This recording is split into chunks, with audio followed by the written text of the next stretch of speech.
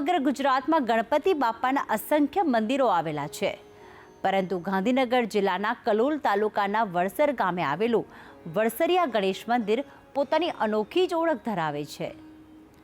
સફેદ આરસથી નિર્મિત આ ભવ્ય મંદિર લીલોતરી વચ્ચે આસ્થાનું અદ્ભુત કેન્દ્ર બની ઊભું છે। કહેવાય છે કે અહીં પ્રગટ થયેલા બાલ સ્વરૂપ ગણપતિ ગજાનંદ સૂંઢ વિનાના છે અને ભક્તોની દરેક માનતા પૂર્ણ કરે છે।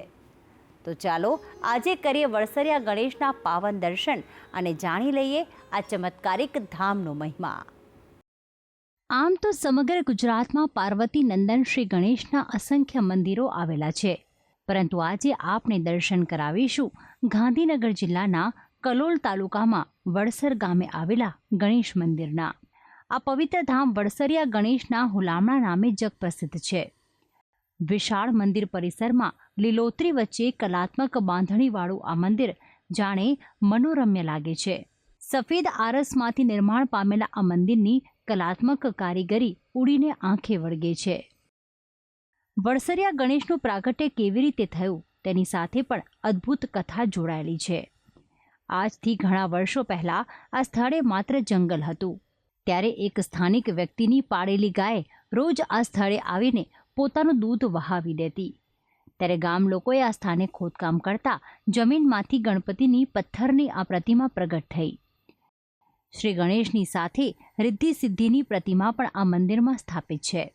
પાર્વતી નંદનની આ સુંદર પ્રતિમાની વિશેષતા એ છે કે ગણેશજી બાલ સ્વરૂપે જોવા મળે છે અને અન્ય મંદિરો કરતાં અલગ એવા આ ગણેશની પ્રતિમા સૂંઢ વિનાની છે। જી હા, વડસરિયા ગણેશ મંદિરમાં સૂંઢ વગરના ગણપતિ ગજાનન બિરાજમાન છે। ગર્ભગૃહમાં બાલ સ્વરૂપે શ્રી ગણેશ તેમની બંને પત્ની રિદ્ધિ સિદ્ધિ સાથે સ્થાપિત છે। આ દાદાનું 1200 વર્ષ પુરાની સ્વયંભૂ મૂર્તિ દાદા પ્રગટ થયેલા છે।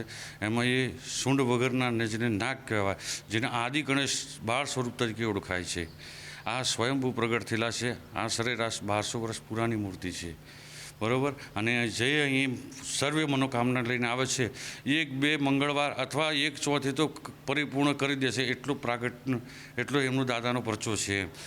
આ પવિત્ર ધામ 1200 વર્ષ જૂનું છે।